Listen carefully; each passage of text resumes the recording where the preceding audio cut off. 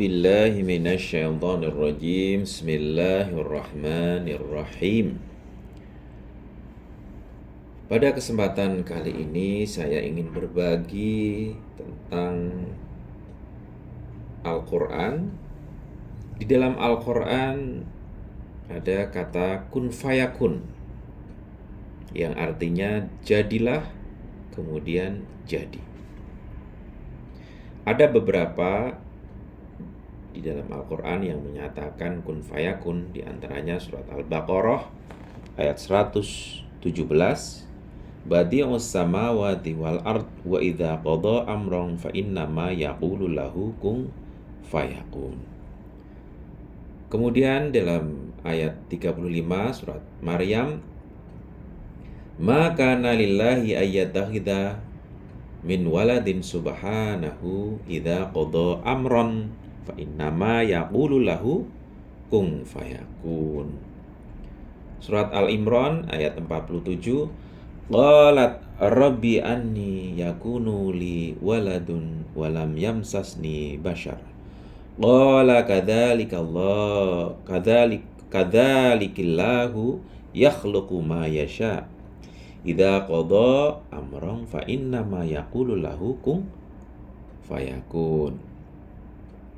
Dalam surat Al-Mu'min ayat 68, walladzi yuhyi wa yumitu fa idza qada amran fa innama yaqulu lahu kun fayakun.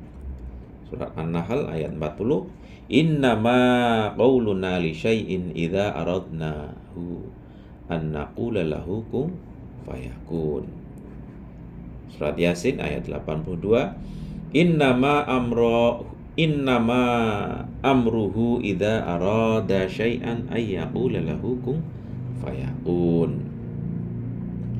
Nah,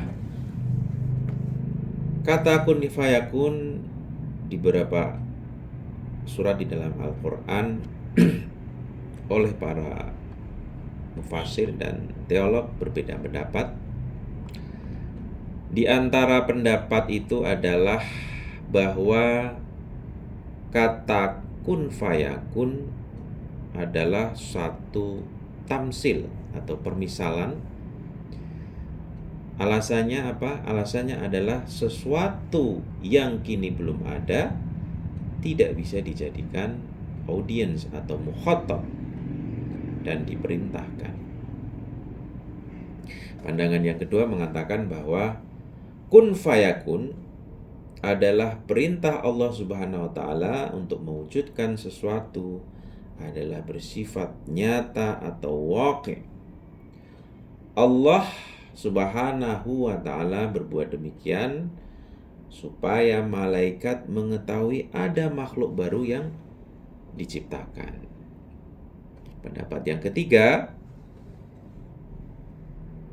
bahwa kun fayakun adalah perintah yang nyata, ya, oke, sebagaimana pandangan yang pertama.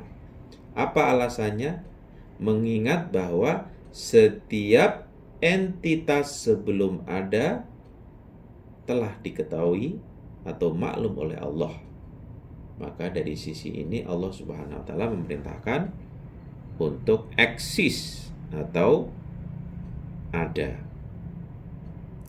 Nah, artinya apa? Kata kun fayakun, ya, menurut pandangan yang pertama adalah bahwa bisa disimpulkan ini, ya, bahwa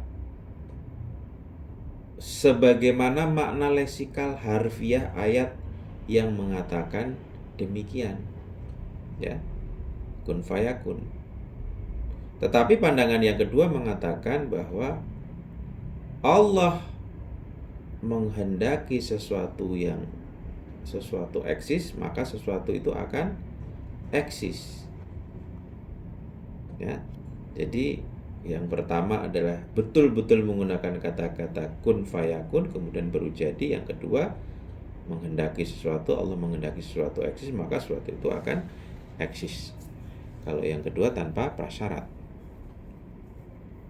Nah, kalimat kun fayakun tidak menggunakan lafaz kun untuk menjadikan sesuatu dengan alasan apa? Dengan alasan bahwa Allah di dalam mewujudkan entitas-entitas benar-benar tidak menggunakan lafaz kun, karena selain menimbulkan tasalsul atau infinite circle yang tak berkesudahan, juga tidak memberikan fungsi. Ya.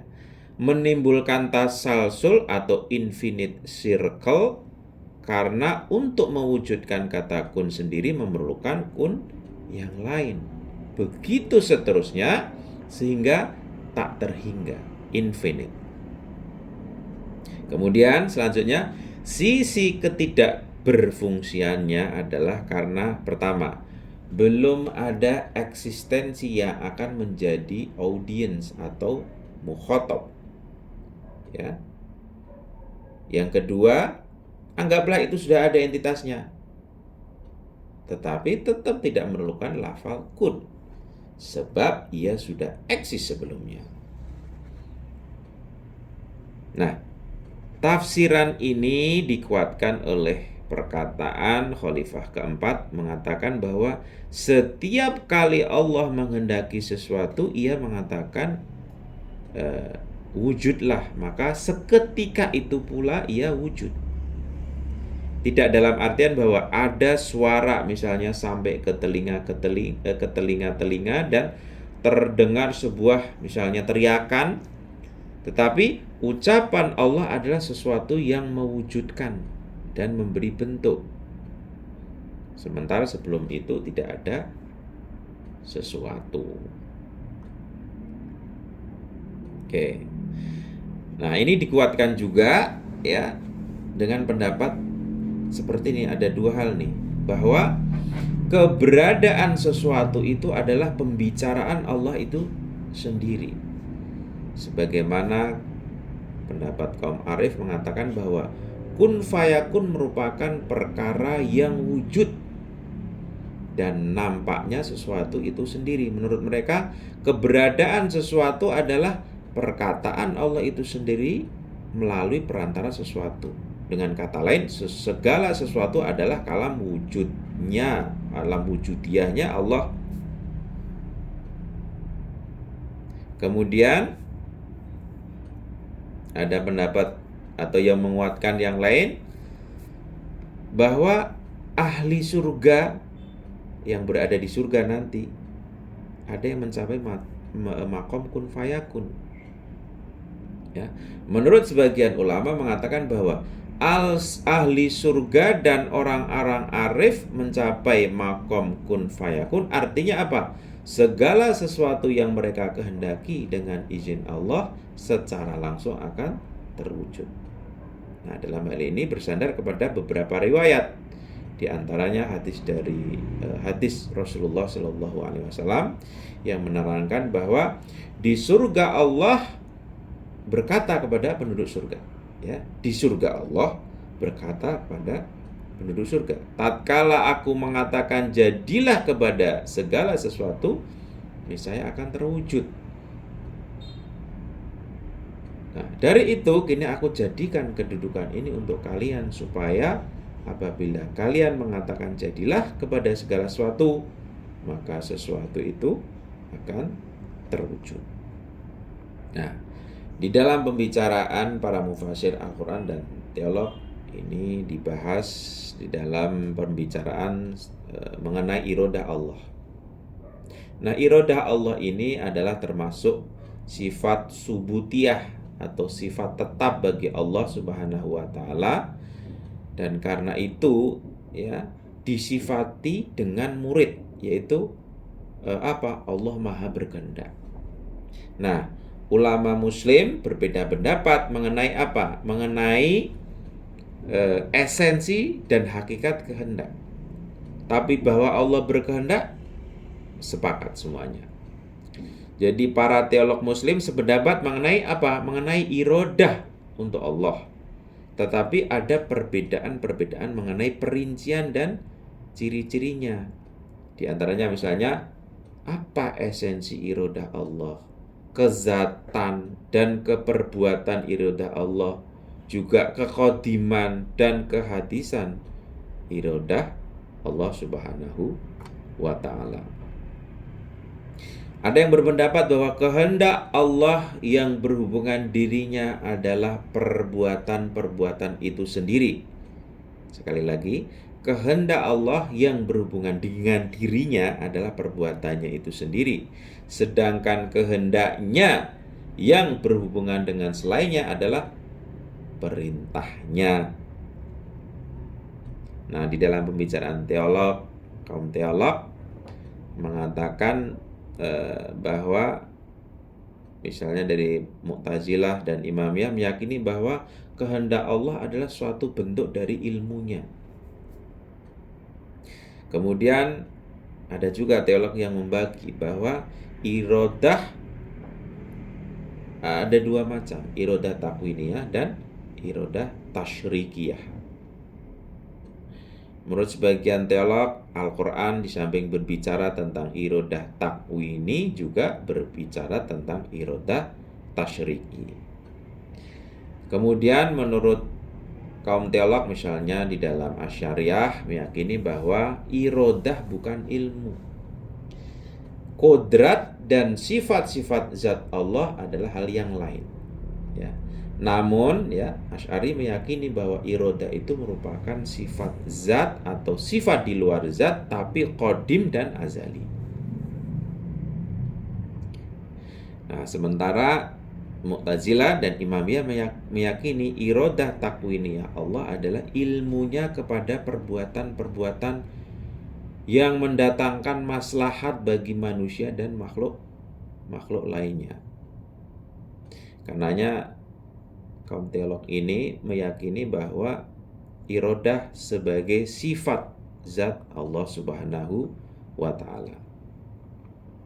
Nah, memang di dalam Al-Quran ya, sebagian ayat-ayat Al-Quran berbicara tentang irodah takwiniyah dan sebagian lagi berbicara tentang irodah tasyrikiyah. Ya, berdasarkan ayat-ayat tentang irodah takwiniyah seperti yang saya bacakan tadi sebelumnya, kapanpun irodah Allah berkaitan dengan suatu perbuatan, maka perbuatan tersebut akan terrealisasi, terjadi secara langsung dan tanpa syarat, sebagaimana di dalam surat An-Nahl ayat 40. Ya, innama qaulana li syai'in idza aradnahu ayyahu la lahu kun fayakun.